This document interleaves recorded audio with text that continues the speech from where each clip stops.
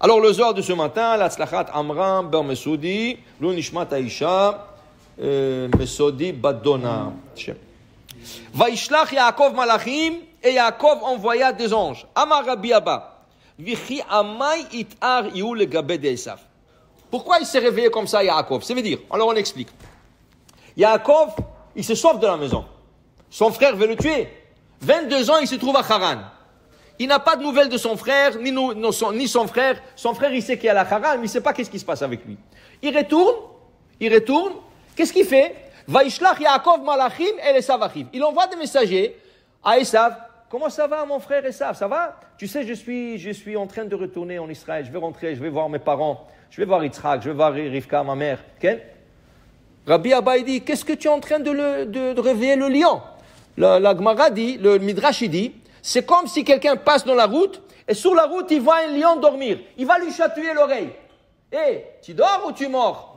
Qu'est-ce que tu as l'acheté l'oreille? Laisse-le tranquille. Rien que passe. Ne fais pas attention à lui. Il fallait qu'il rentre en Israël sans envoyer des messages, sans consulter son. Qu'est-ce que tu es en train de le consulter? Qu'est-ce qu'il lui répond, Esav? Attention, tu viens, moi aussi je viens, avec 400 guerriers. Il est venu pour le tuer. Okay? Dit Rabbi Abba, Lama tu as fait ça? Pourquoi tu as réveillé le lion? Laisse-le dormir, laisse-le rentrer.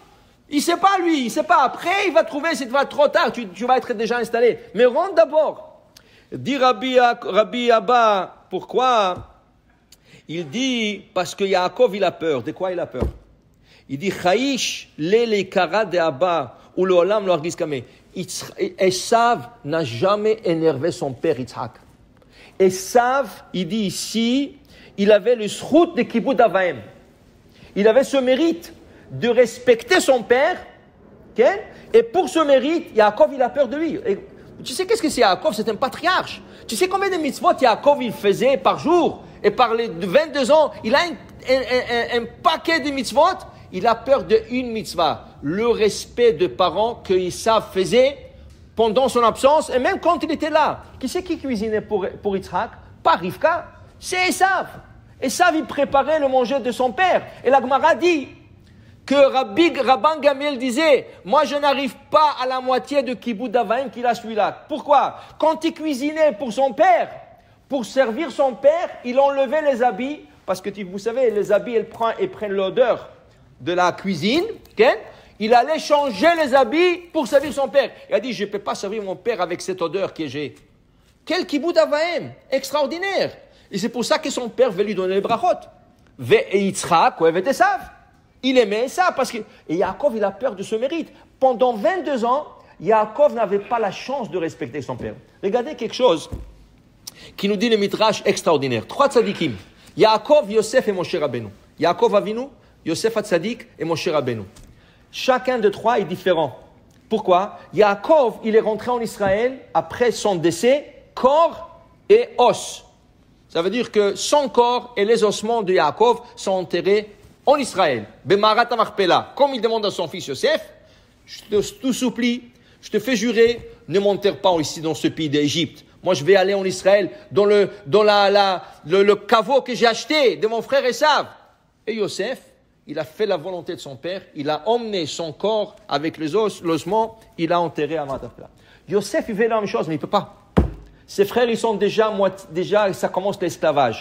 Alors, qu'est-ce qu'il fait Yosef? Il fait jurer ses frères. Faites jurer à vos enfants que le jour qu'ils quitteront ce pays, au moins qu'ils emmènent mes ossements en Israël. Je veux que mes ossements arrivent en Israël. Le corps ne sera plus là. Pourquoi?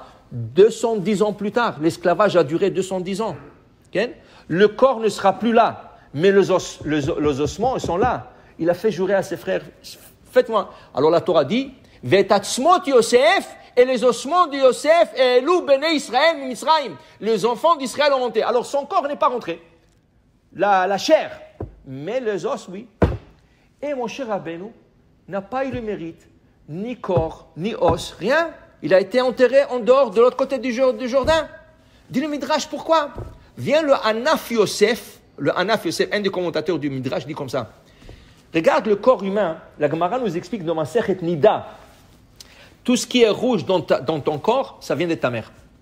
La mère donne la peau, la couleur de la peau. Okay? Les veines qui sont rouges, le muscle. Tout ce qui est rouge en toi, ça vient de ta mère. Tout ce qui est blanc, ça vient de ton père. La sémence est blanche. L'ovule, elle vient du sang. Alors c'est rouge. Alors l'homme, qu'est-ce qu'il donne? Les os, c'est blanc. À l'intérieur de l'œil, c'est blanc. Tout ce qui est blanc dans ton corps, comment on appelle ça, la chevelure, c'est ça, c'est blanc. Tout ça, ça vient de ton père. Alors, il dit, Yaakov, il a fait le kibbutz de son père et sa mère. Comment il a fait le kibbutz de son père et sa mère? Il a enterré Yitzhak en Israël. Il a enterré sa mère en Israël. Rivka est enterrée en Israël. Il a eu le mérite d'être enterré, et son corps et son zozo, en Israël, parce qu'il a fait le kibbutz Av Vaem. Yosef, il a enterré son père en Israël, mais il n'a pas enterré sa mère en Israël. Sa mère est enterrée en dehors d'Israël, Rachel. Rachel est enterrée en dehors d'Israël. Donc, tout ce qui est rouge comme la chair de Yosef va être enterré en dehors d'Israël. Ça veut dire qu'il ne va pas rentrer en Israël. Mais tout ce qui est blanc, les ossements qui sont blanches, ils vont rentrer en Israël parce qu'il a enterré son père en Israël. Et Moshe Rabbeinu, il a enterré Amram et il a enterré Yochevet en dehors d'Israël, dans le désert. Alors donc, il n'avait pas ce mérite de rentrer. Alors il dit, ça c'est la différence entre les trois. Ça veut dire qu'a priori, si tu peux enterrer tes parents en Israël, tu peux. Des fois, ce n'est pas toujours possible. Il y a des gens qui ne veulent pas être enterrés en Israël. Je vais vous raconter un cas halachique. Il y a une femme qui va visiter en Israël. Elle va aller en visite en Israël. Elle était une femme, elle avait 65, 70. Elle décède en Israël. La famille, la sœur, qui se trouve aux États-Unis, en Amérique, elle demande à patrier le corps en États-Unis. En Israël, la Chavra qui déjà dit, Madame, mais les gens qui meurent là-bas, ils veulent venir ici, ta sœur est ici, enterre-la ici.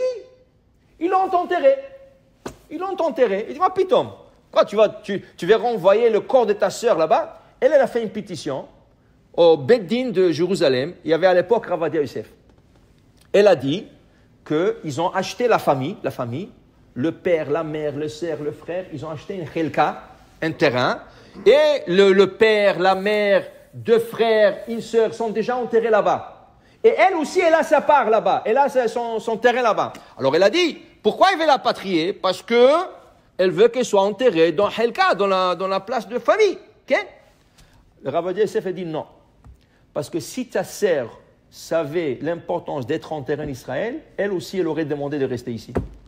Il a dit, déjà, elle est en Israël, tu veux la patrier là-bas? Oui, c'est important d'être à côté de la famille. Mais si tu as déjà le mérite d'être là-bas, il a dit, tu ne la patries pas. Okay? Alors, ça veut dire qu'il y a des gens qui préfèrent d'être entrés en dehors d'Israël, en famille.